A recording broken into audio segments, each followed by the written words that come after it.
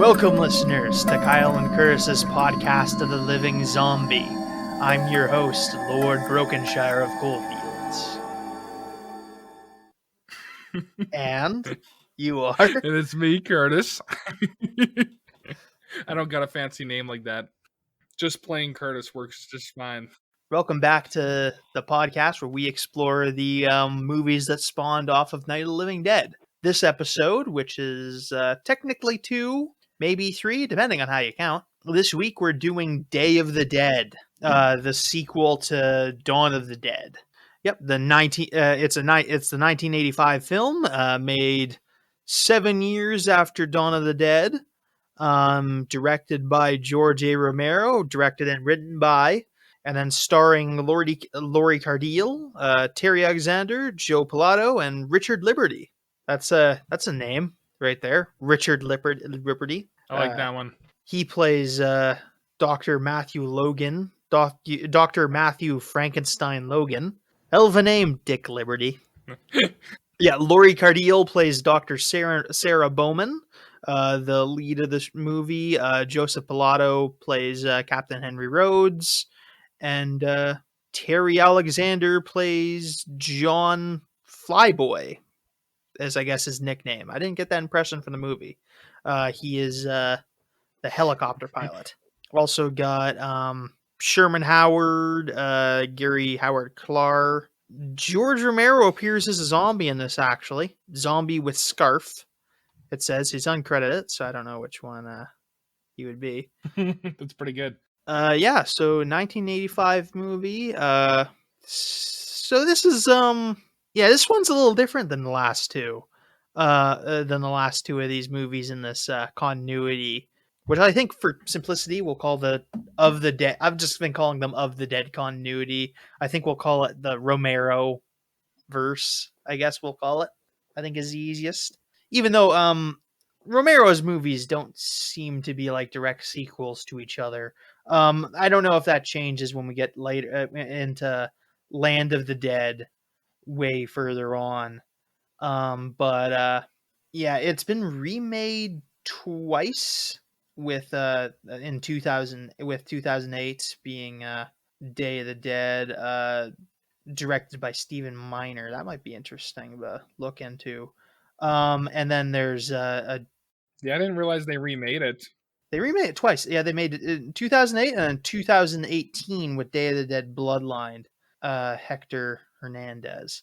Yeah, it seems like the plots are... Day of the Dead Bloodline might be a sequel of some sort, but it's they're very different. Neither of them have George A. Romero writing or directing, so they'll get covered eventually on this, I think. They're attempting to make a TV series on sci-fi based on this. It was supposed to come out this year, maybe? Oh, this movie just came out. October 20. It says it's got 1 episode. It premiered 2 days ago, and I didn't hear about it. Which one? The Bloodline one? Well, no, there's a Day of the Dead TV show that just premiered on Sci-Fi, like 2 days ago.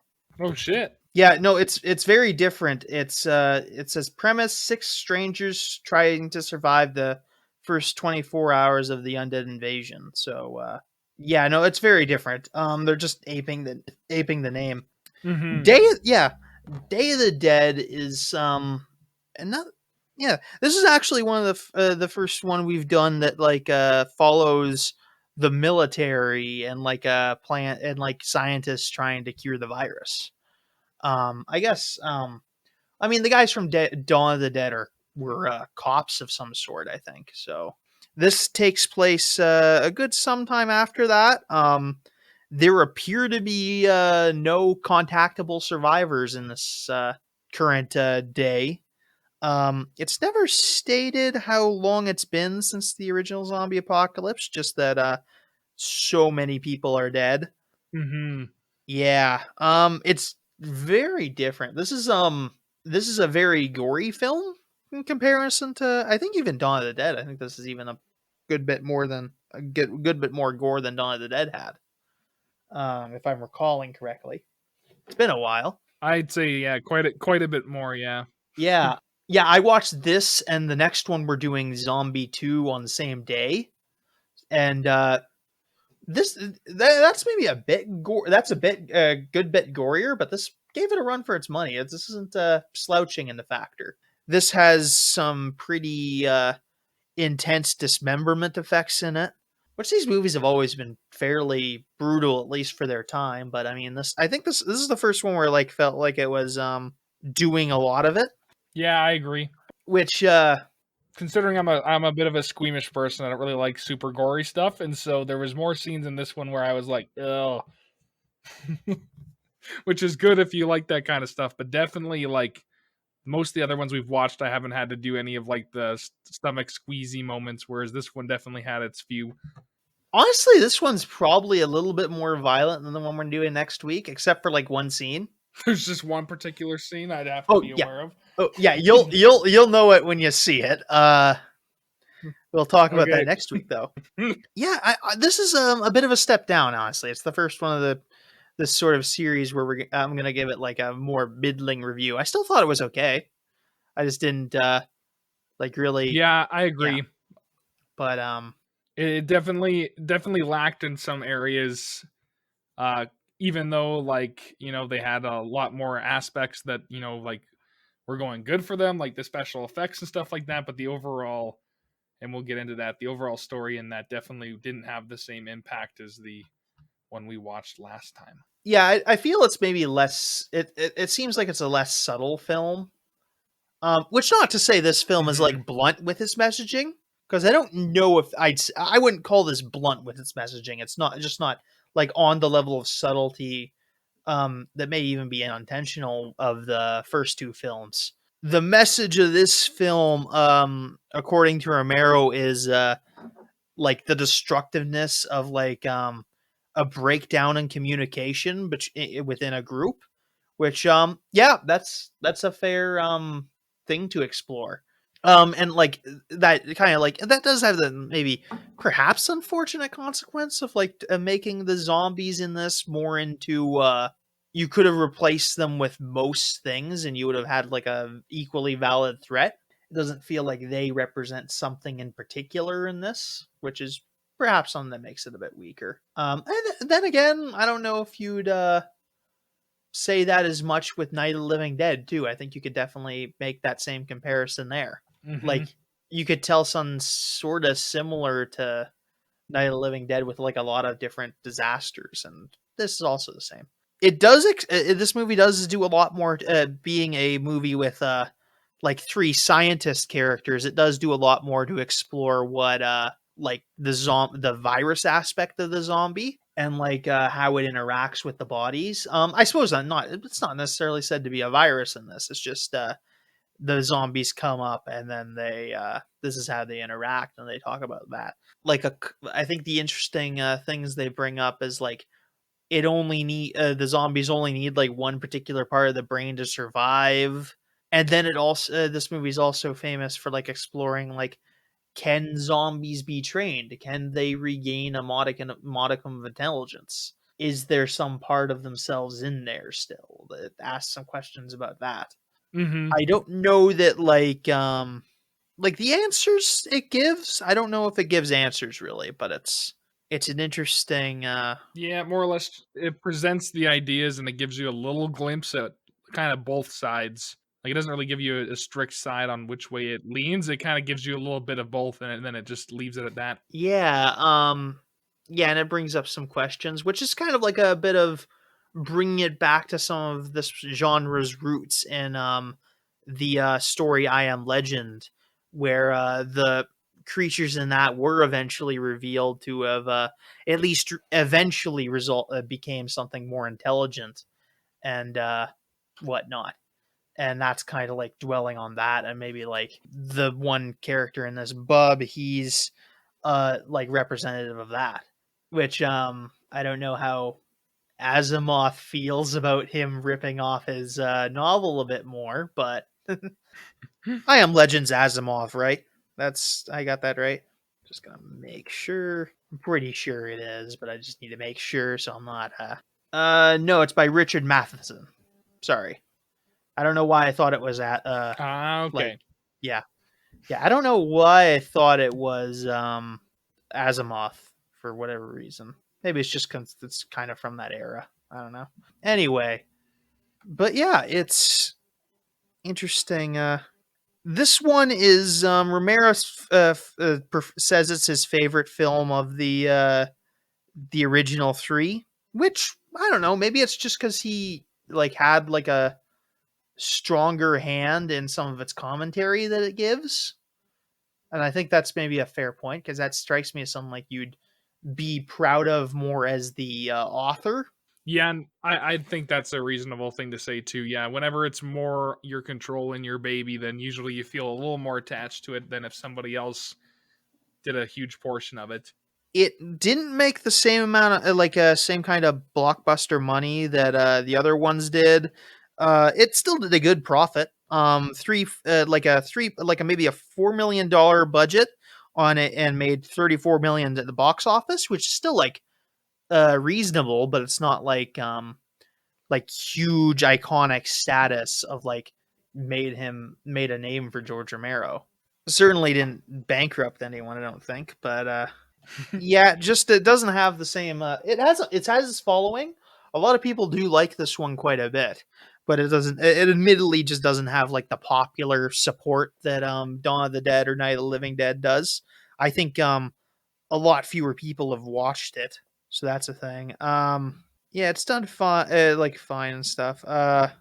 To contextualize the rating score, it still rates pretty high. It's 7.1 on IMDb, 83% on Rotten Tomatoes. It's a 60% Metacritic, which is the low one, which I get.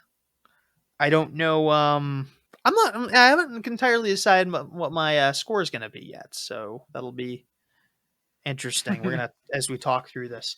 I've just now realized I don't have my notebook sitting right in front of me. One moment.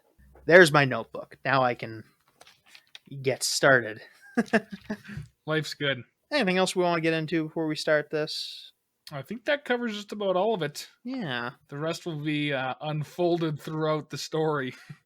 Yeah, it's interesting because this is more in the thick. The last thing I'll say is like this is more released in the thick of when this is a lot more in the thick of when zombie stuff is a genre. Like there's lots of zombie movies at this point. It's not a like a pioneering thing to have them in the movies anymore. It's so you're releasing this into a very different world, and this is now competing with like lots of great zombie movies that have existed. And interesting thing, this one's actually released the same year as the other film we'll be doing in this, Return of the Living Dead. So that's also a 1985 movie. So that's going to be pretty interesting when we get into that. Perhaps that would have been an argument for doing that one this next week, but I kind of want to like get a glimpse on each like a little sample of each director's thing. But yeah, we'll see. I think we'll get into it. We open our film with our lead's Dr. Sarah Bowman, who's a scientist researching the zombie outbreak, trying to find a way to reverse it. She doesn't make a lot of progress on that, or any progress on that throughout the film, really. It's kind of an open question of whether she can even do anything about it. Zombie cures are not something that we see a lot. Like it's not always something like there's Night of the Living Dead's actually interesting, and like it's one of the few things where the zombies aren't like a permanent threat for the rest of existence, which is interesting. That plays more in the brain space of the like the zombie survival guide, where it's describes a bunch of different zombie outbreaks happening throughout time, and that's pretty like a interesting comparison. This is very much with Day of the Dead in the exploring the apocalypse scenario, but we don't see too many. I think it's kind of not preferred by a lot of people to have a zombie cure. It's not something that we've done a movie like exploring the implications of it, but I think that's because they want it to be kind of hopeless, and B, it kind of defeats the purpose of having like an action movie per se. Although, like World War Z, the movie kind of plays with it. A lot of sillier comedies, they make a cure for it. I think one of my favorite jokes is there's a episode of the web series Duralis and Associates where the cure to the zombie virus, the zombies, is to bite them back. Where like if a human bites a zombie, they become a human. It's an interesting concept. I'll give them that. Yeah, that's a good show, Duralis and Associates. I like it. But yeah, anyway, we're opening to Dr. Bowman in a sort of cell-like situation. It's empty, and she's staring at a calendar with all the months in October crossed off because horror and Halloween, I guess. It's just a weird little coincidence or a weird little decision. And then she walks toward the calendar, and a bunch of zombie arms come to get her. And this is revealed to be a dream sequence, which is I don't entirely know why this is here. I think it's here to like I don't know about this being an opening as much, and I don't really care for these jump scares as much because it is one of that. But I think it's there to portray that and this will become more relevant later, that the zombie apocalypse is affecting her mentally, even if she's not showing it outwardly as much, which is something that we'll bring up in a little bit. Not too long. It's relevant pretty early on. And that kind of excuses this one. It doesn't excuse another jump scare that happens like this at the end of the movie, which I think could have been entirely avoided. And then she wakes up on a helicopter, which is flying around and it's exploring a city which has been abandoned and is revealed soon to be full of living dead after they touch down to go call for some people. Her and Miguel Salazar, who's one of the army men, played by Anthony DeLeo Jr. He is also Laurie's boyfriend in the movie, which is a thing we'll talk a bit more about later. And they are being flown by John, who we mentioned earlier. Yep, played by Terry Alexander, who's a Caribbean guy who knows how to fly a helicopter, and also Geralt, and also Bill McDermott, who's a character who's a alcoholic radio operator, played by Jarlath Conroy. Arlath Conroy. I don't know. And they're essentially they're flying around trying to figure out if anyone's in these cities. At the end of this scene, they'll report that they went 100 miles up both ends of the coast to check on people because they've had trouble getting radio connections from anybody because they're operating off allegedly 1940s radio technology, and they just haven't been getting into contact with anybody in a while. So yeah, it's actually a pretty interesting scene. You can this is a probably this is I don't know if the zombies moaned a lot in Dawn of the Dead, but it's certainly a factor here, and it's meant to be like the zombies gather and they just start moaning, and it disturbs a couple of the crew members. We get an alligator in the scene, which is interesting. There's just an alligator running around. Some very impressive displays of the zombie effects. There's a zombie with like no jaw, which is a fairly impressive practical effect. They move, and then after this, they decide to quit, and they go back to a missile silo, I believe, where they're holding, where these army guys are being held up, where they've been operating out of. They don't stick around to refuel the helicopter because zombies will follow the helicopter. So they lock it up and take their elevator down. They notice that a new cross has been put in with their little graveyard they have in the missile silo. And they report that Major Cooper has passed away. A character who's not really seen in the movie, but yeah, he was the old commander of this army personnel, and that puts Captain Henry Rhodes in charge, and he becomes the leader of the. He's the new leader of the military group as of this morning. We learned that essentially he had died getting after essentially an incident at their zombie capturing. They have a portion of the silo like fenced off so they can catch zombies for test subjects. And this is quite dangerous, and it's causing like a slow loss of the military personnel. I think there's 5 graves sitting up top, and that's about half the same number of. I think there's 6 military guys in the living in the base currently. So that's like half their numbers. That's pretty significant. And Rhodes eventually tells them that they're going to be having a meeting at 7 o'clock tonight to discuss the new situation.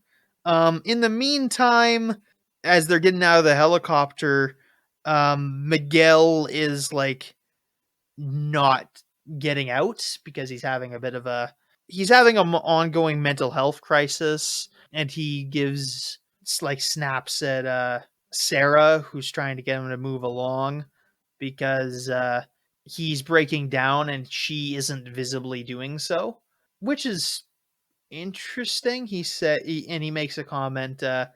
He makes the comment, "So you're strong, so fucking what?"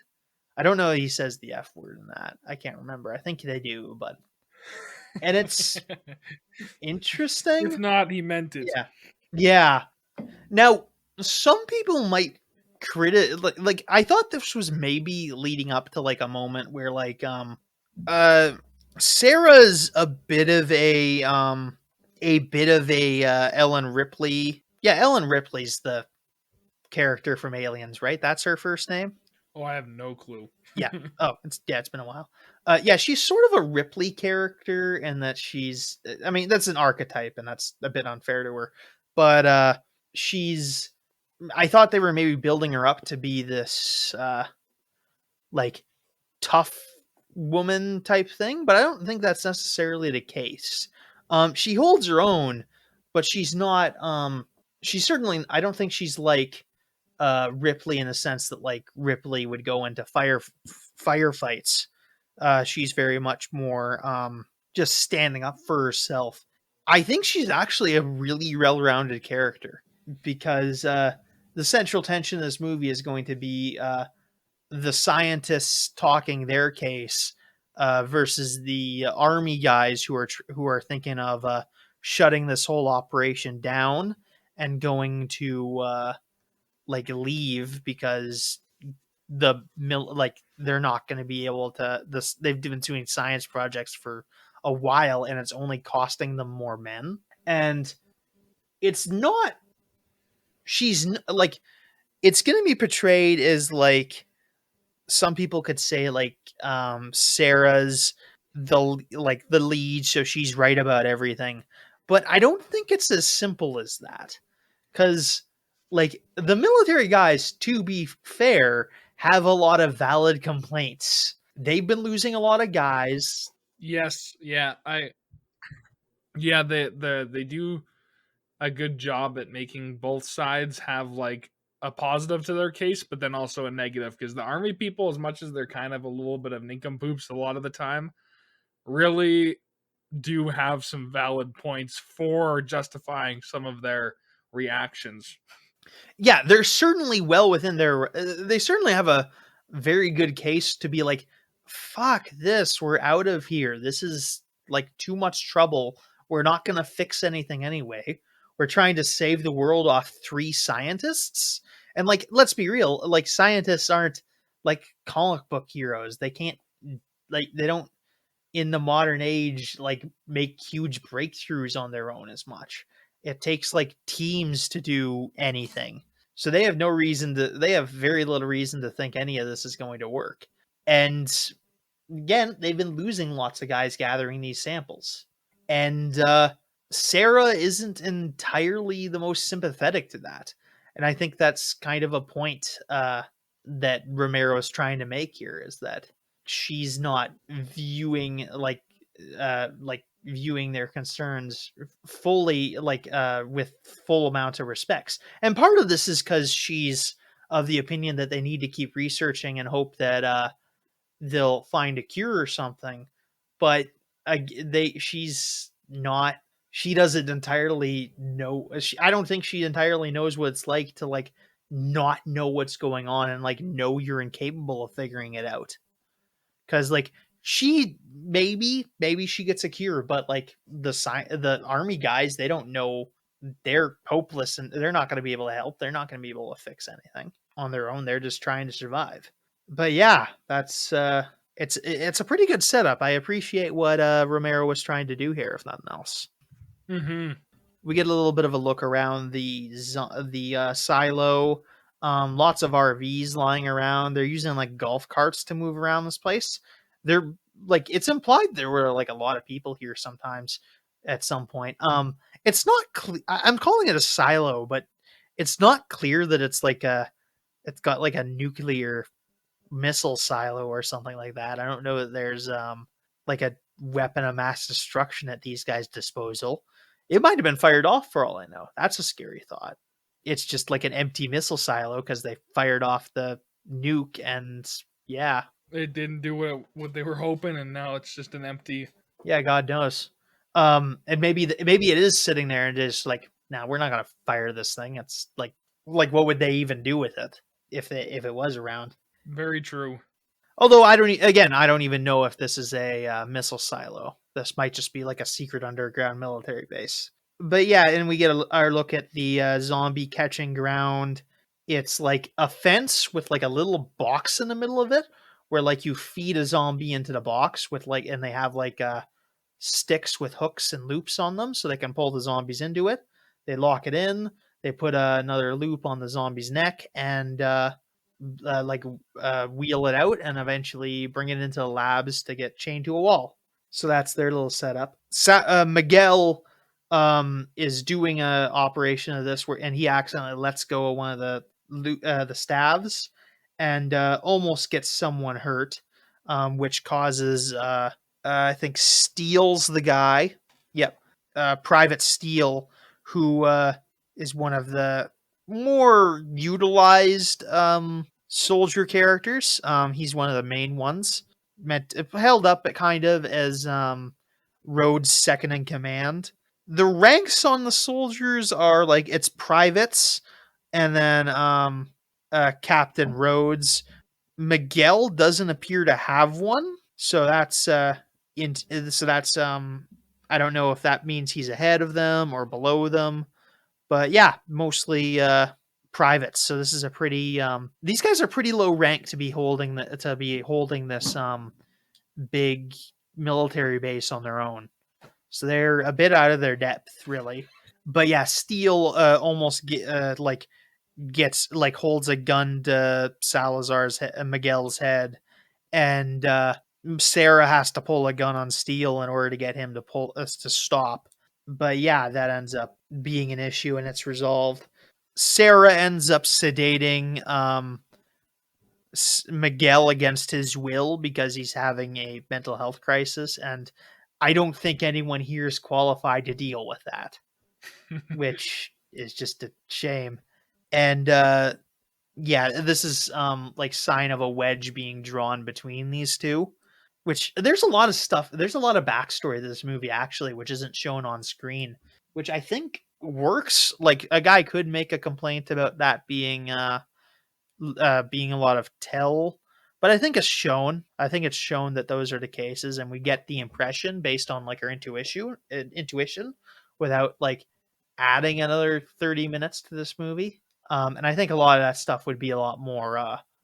You need like a lot of build up for that. It would be like, I just think it works okay without those like elements being featured on screen as much.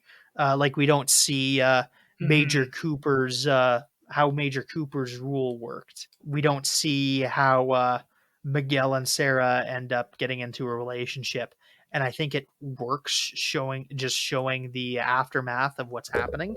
So they have so we're introduced to Dr. Logan, aka Frankenstein, which is a fairly blunt bit of symbolism, because the impression is that he is Dr. Frankenstein, and the zombie character we're being introduced to, Bub, is Frankenstein's monster, which isn't entirely a one-to-one comparison.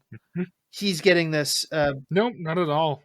We first see Bub when he kind of like lunges at Sarah, because he's just kind of out in the open. He's chained down, so he can't. So like, there's a space, but they don't like. He doesn't put like a proper warning tape on the floor so that people don't walk too close. Perhaps there's a reason for that, but we were introduced to Frankenstein, who's just like covered in blood and dissecting zombies. We see a couple notable things.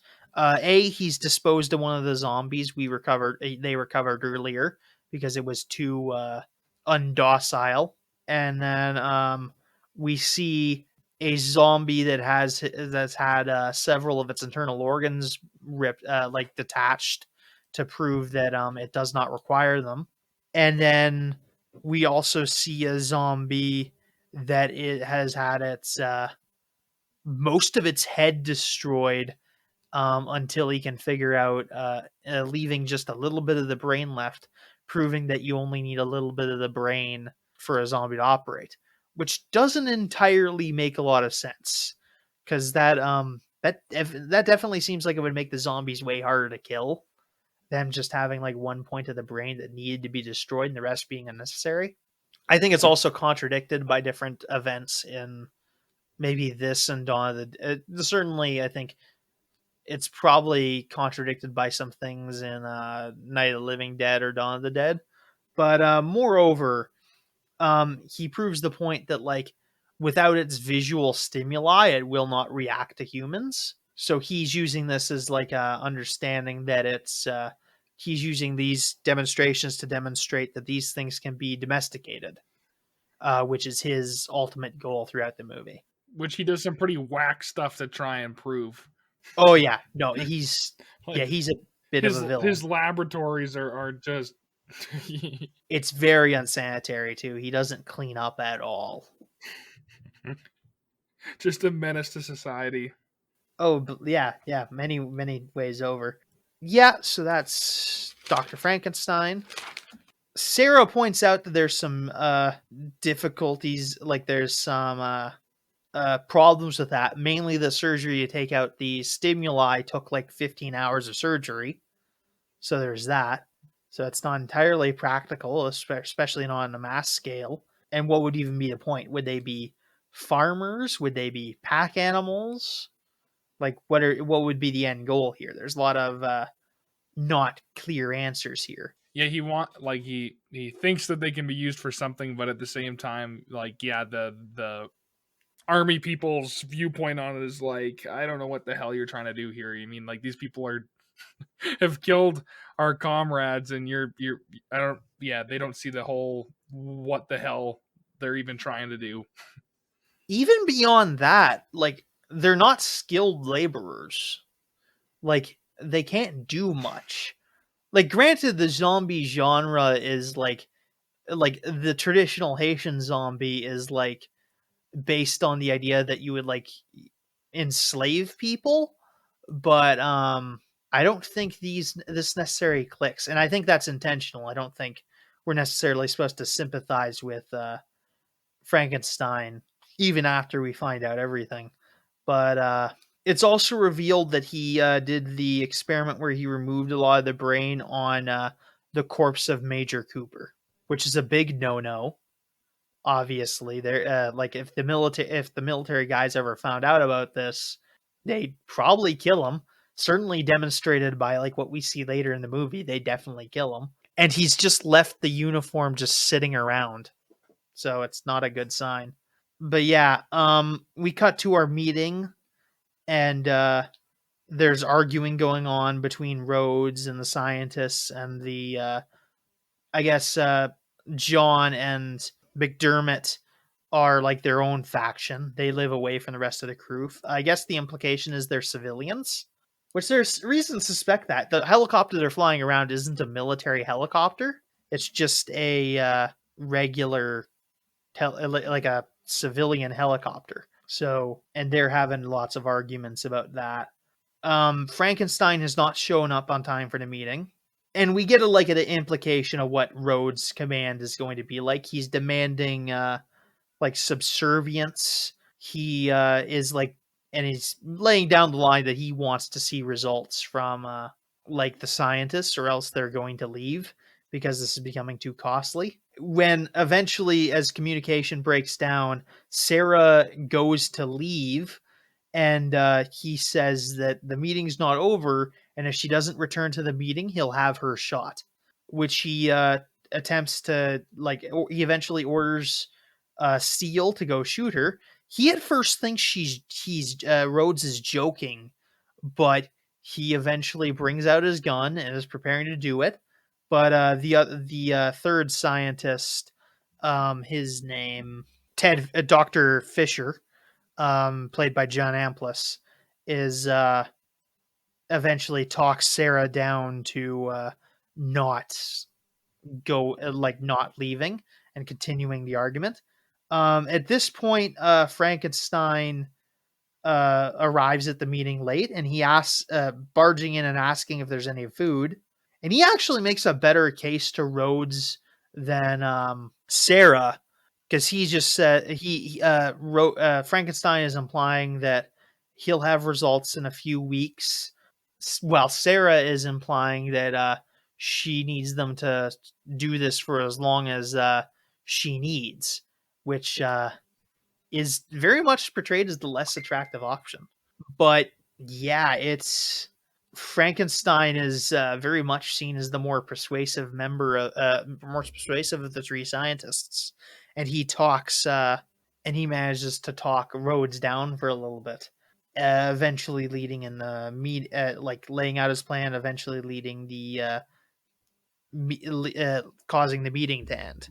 And John tells she is on thin ice with Rhodes, and that she better play nice or like come up with an idea, because Frankenstein might be able to survive a purge, but she's definitely like on the bottom of the totem. Like, I don't know, but yeah, bottom of the totem pole. That doesn't make a lot of sense, because the bottom of the totem pole is the base. I don't think that's even the thing necessarily a thing where like the bottom of the totem pole is like the least important thing. It doesn't strike me as something that makes sense. I don't know much about totem poles, but I just don't It's the think that most metaphor. important for keeping it up, but maybe maybe it's like the most important because it holds it up, but it's the first thing to get chopped when they cut the whole thing down. I have no idea. I know very little on this area as well. Oh yeah, yeah. I have no idea what like the metaphors of fucking totem poles are, but anyway, she has a argument with Miguel after he wakes up. He doesn't like that he's been drugged, and he's maybe probably justifiably, to be honest.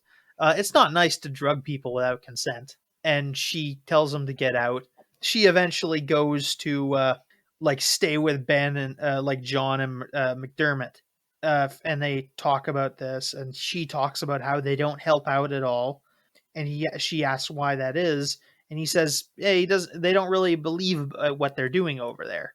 They should just be trying to embrace what time they have left, because they have no like expectation that they're gonna find a cure or whatever." And they have a valid point. I think the movie very much portrays them as the party that's in the right, although perhaps critiquing them because they're not speaking up. Like, maybe like, should they maybe side with like do more to side with Rhodes, and like talk like bring him to a more peaceful solution that way, by like making sure, like sympathizing with his plight, and like bringing them to a more like peaceful solution by making sure they understand more. Obviously the scientists aren't going to like that, because it means an end to their research, but yeah, I don't know. Like I think that's maybe like the criticism of them is they don't speak up a bit more because maybe they do have the right ideas, but they're not. They either don't feel they're up to the task or they just don't. I don't know. We also we're introduced. We're now properly introduced to Bub, the zombie, who is Doctor Frankenstein is like doing a demonstration of to like show what he's accomplished. He lays out a razor, a toothbrush, and a book in front of him. Bub throws away the toothbrush, but does try shaving with the razor, which yeah, that's a thing. Yeah, it was Bub's an interesting little scene where especially trying to shave like a latex mask, I presume, which is kind of interesting. yeah, probably wasn't been too easy. And then he hands him the book, and Bub appears to be flipping through it. It's actually a copy of Salem's Lot, which is maybe interesting. I haven't read that book. Salem's Lot by Stephen King. The most notable thing is that Frankenstein, Dr. Logan, rather, is in the room with the zombie. And the thing they note is that Bub does not view Logan as food, which is, I think, is the important thing. They eventually hand him a telephone, like Bub a telephone, and he speaks about it, and he speaks into it, and they're trying to get him to say some words, and he kind of mumbles out some stuff that kind of sound like the words, but I mean, you can get lots of animals to kind of do that.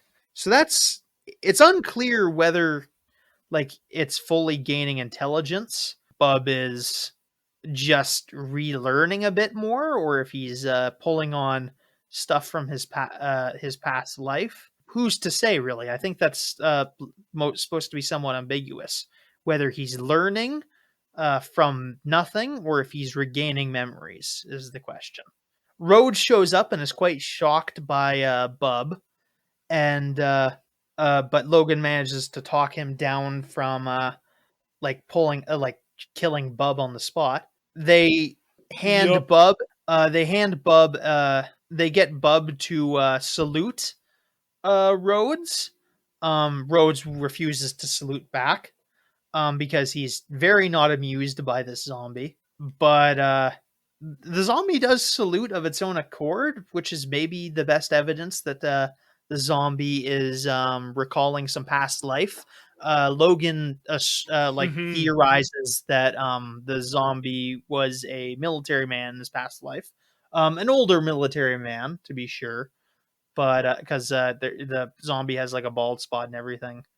But perhaps they end up handing the zombie a gun, empty, no bullets in it, and he points it at some people and pulls the trigger, which is a bad sign.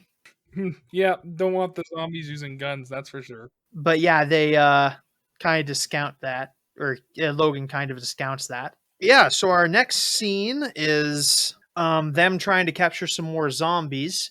I guess Rhodes was somewhat impressed by like the demonstration, not entirely, but he's willing to give Logan a little more room, I guess. So they're gathering some more zombies. While they're doing this, the one loop, the neck loop thing breaks, so the zombie gets loose, killing one of the soldiers and biting Miguel on his arm.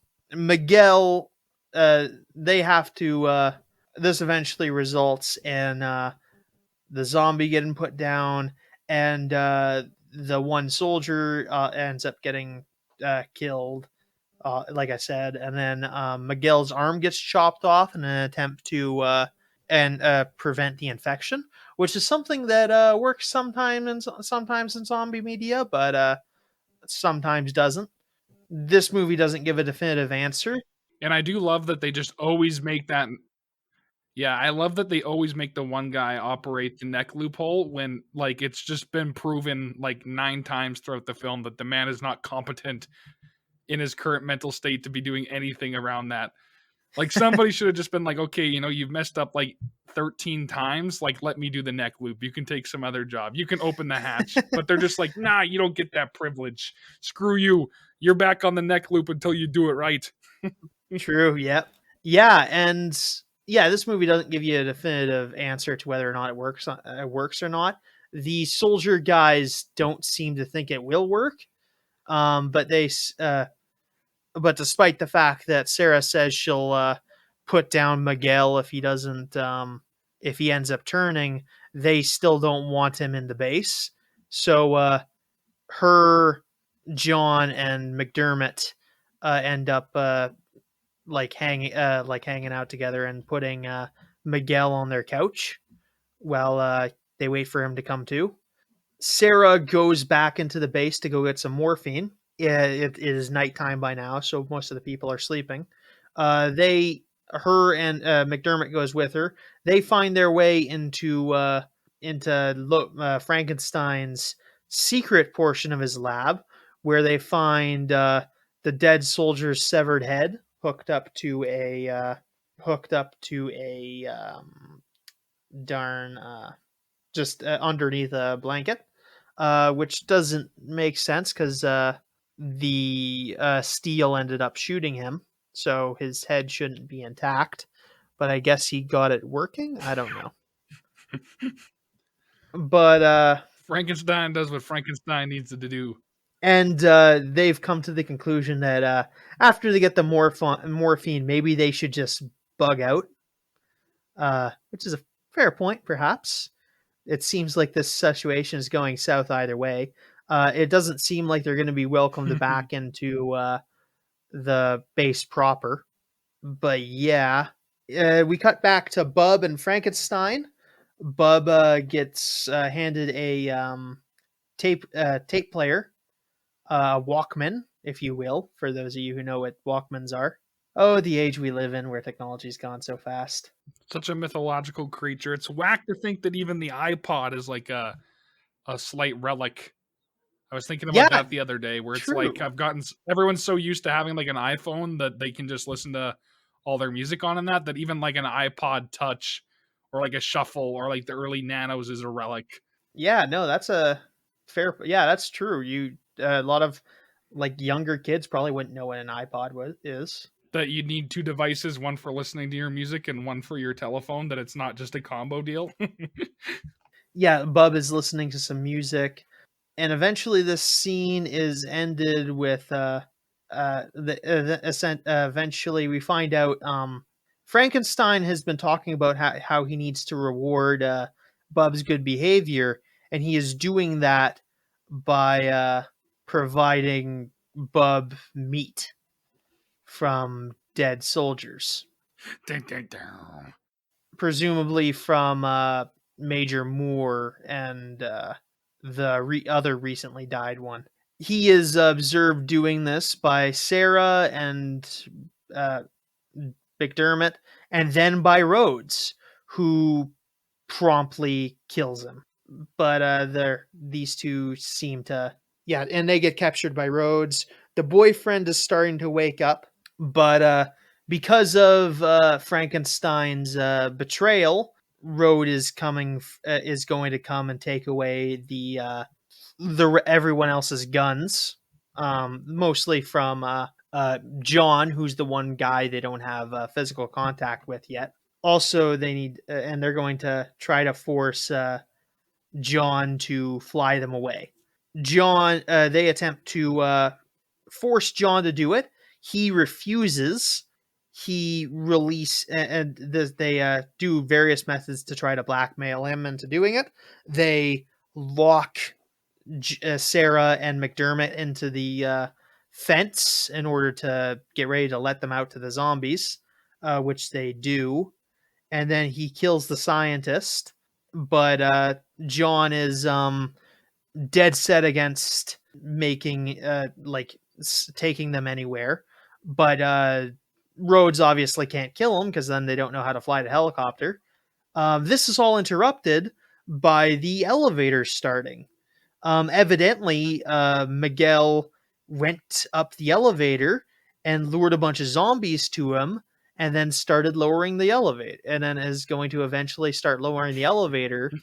And he have essentially sealed them in at first so that they couldn't close the door from the inside. And now he's going to let a bunch of zombies in for the end of the movie. John gets beat up a bit by Rhodes and one of the other soldiers in order to get him to try to submit. But eventually, John ends up getting the jump on Rhodes and the soldier, and he manages to take their guns and goes to get a hold of McDermott and Sarah by jumping the fence, which he leaves open behind him as a fuck you to the soldiers. Not a very pleased person.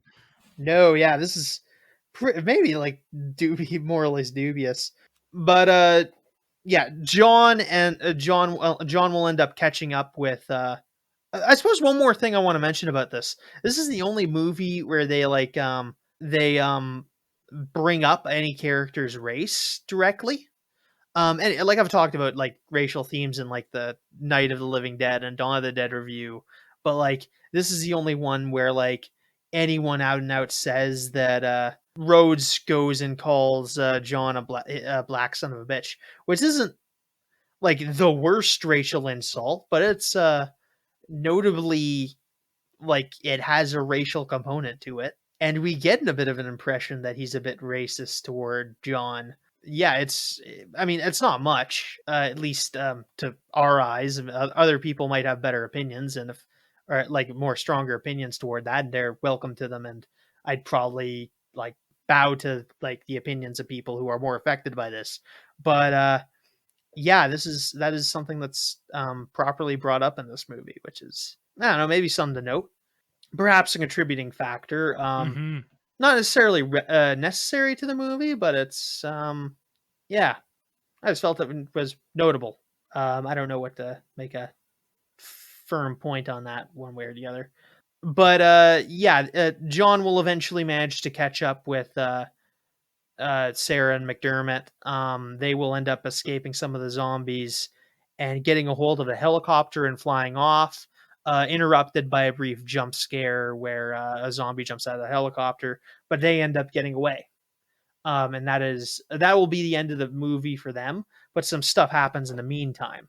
So with the army guys front, Rhodes heads back to the elevator after he notices that his guns are missing, because the elevator's the most in and out way of the base, and he finds Steele and the fourth army guy meddling with the elevator, and eventually, I guess Miguel, in his pain, pushed the down button on the elevator and lets a bunch of zombies in.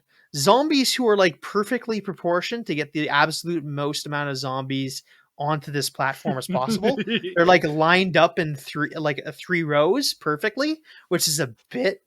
I thought that was a bit weird, and I noticed it because like, yeah, I didn't really pick up on that, but when you say it, it's definitely true.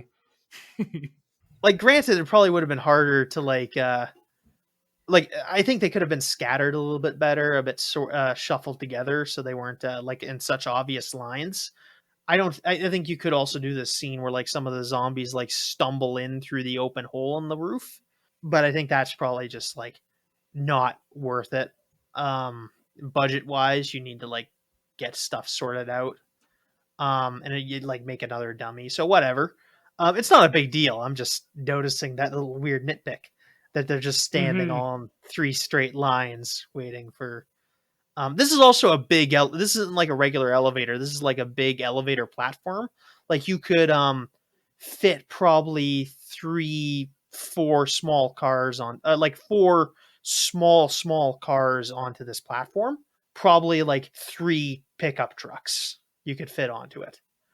So it's not like a small elevator; it's a giant platform, probably meant to lower like big vehicles into this building and whatnot. Yeah, so the large part of the rest of the movie is the 4 remaining army guys running away from the zombies. Bub, in the meantime, manages to undo his chain latch, which is weird. I mean, I guess they weren't expecting it, but he manages to undo his chain latch because He goes to look for Frankenstein and finds him dead. So he retrieves a gun from around the area and joins the fray. So the army guys have zombies attacking them from both ends, and we get our periodic event periodically seeing each one of the army guys getting ripped apart by zombies, and they're pretty well made effects. I think I could tell that there was like a rubber face mask involved in one of them. It's a little weird that they're literally just like the zombies are ripping people's head off, but whatever.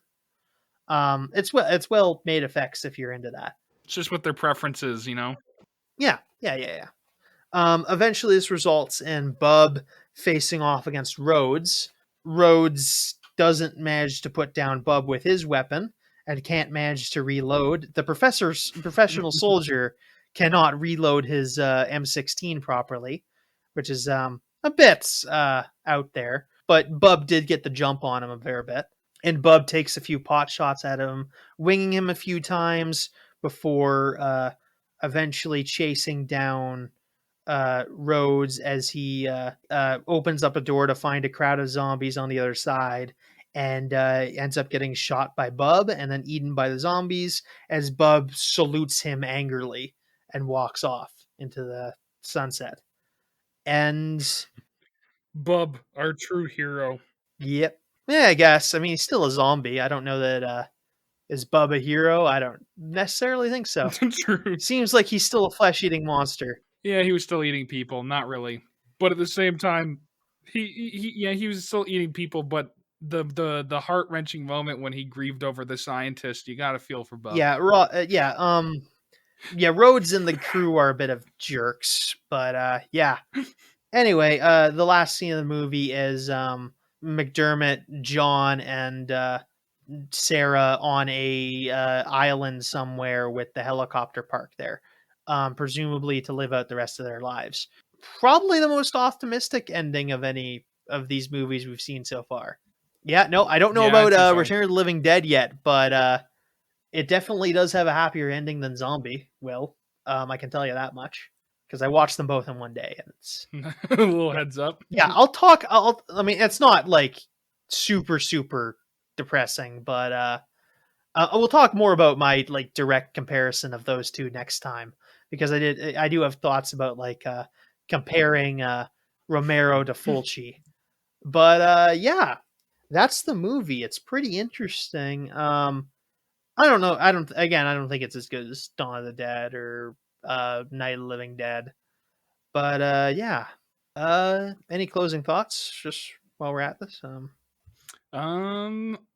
Overall, yeah, for closing thoughts, basically, personally, effects I thought were pretty good, or at least more gory. Definitely, probably more up to speed with the date of the movie's release, with like the advancements they've had, you know, from that 20 or 15 whatever year period it was. Overall, for me, the definitely kind of where it didn't quite have the same charm as the first one would be the story in that, I would say, from the one that we watched in that, where it had some moments, it was looking into some interesting areas, but it just didn't tackle a lot or really handle itself super well.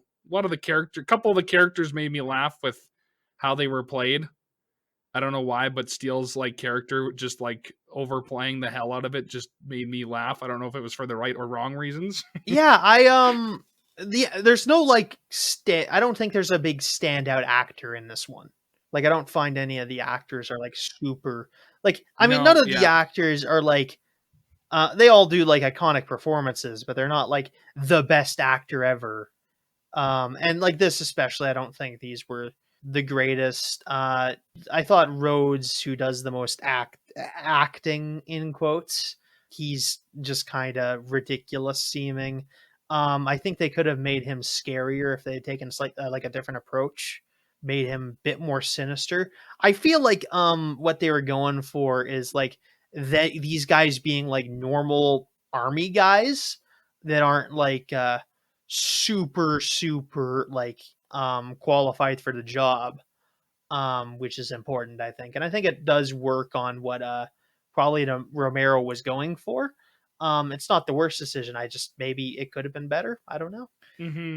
Yeah, I think just like just a little bit not stale, but just like nothing too groundbreaking for like the characters and the deliveries in that. It was a It pretty feels straightforward slockier, shoot. if that makes sense. Yeah. Yeah. It's definitely feels like more of like a traditionally what you think of when you think of a zombie movie. It doesn't have that extra layer of prestige that Dawn or Night of the Living had. So it feels like more of a standard zombie movie, even if it is like maybe like a better example of one. All right, what do you give the movie, Curtis? I'm gonna probably give it. Da, da, da, da. I gave 8 to the one we watched last week, so this one's got to be a 7 or even a little Yeah. lower than that, I think. I'm going with a 7 or a 6.8. Somewhere around there. Maybe 7.2. Maybe I'm being a little harsh. No, I think A you're little about harsh. I right. don't know. I'm kind of in that same space. I'm not 7 at sometimes feels high, but like it feels like more of it sometimes feels like a Yeah. 6. I'll give it the 7 because I think there's some work into it, but I I think it's a weak 7. Like some good actors might have, yeah. Yeah, I think I think the reason why is just the acting, and then also I think is maybe that there was just less of the tension in this one. Like a big portion of some of these movies that we've True. watched is that tension of, like feeling safe, and then the zombies push you to a certain point, and then that, breathing moment where you're safe and you've got that stability, but then we're on, kind of on our heels again. Whereas majority of this film up until the very end, you never really felt like anyone was at severe risk or anything like that. And that might just be personal from like other movies and that you've seen, but that's just what the vibes I got. And it's because they tackled throughout the story a lot of the important marks that they were going for to explore these different areas that are interesting ideas. Like, are the zombies, like able to, be brought back to a living state and stuff like that, but there just wasn't a threat to progress anything really until the very end. Yeah. You know what? Once you got like a couple words into like a sentence into that explanation, I was like, yeah, that makes perfect sense actually, because like in order like this is they're in a situation which is safe until something goes catastrophically wrong. Like that's whereas Mm-hmm. like the Dawn of the Dead scenario or the Night of the Living Dead scenario, is that going south completely their fault? Not really, because like there's zombies wandering around. What's to stop like a big crowd of them from going up? It's not necessarily in their control. Whereas this is like, no, they fucked up and like people died, which isn't necessarily like a strictly a bad complaint. It's just like not necessarily what you're used to, and it doesn't perhaps Yeah. you don't have that undercurrent with that effective undercurrent flowing through the story, which is yeah, I think yeah, Because like the other ones that we watched, it was like, yeah, they got to do some sort of stuff. and it like draws more attention to the movie's flaws, I think, because it just doesn't have that strong like that strong inbuilt atmosphere that the premise has.